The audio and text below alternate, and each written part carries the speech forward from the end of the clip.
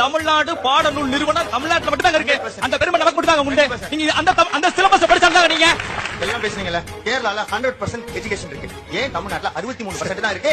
ஏன் ரிசல்ட் இல்ல? ஏன் 100 நீங்க எல்லாம் பேசுனீங்கல்ல, ஏன் ரிசல்ட் இல்ல? 100% லிட்ரஸி ரேட் கேரளால இருக்குன்னு சொல்லுங்க.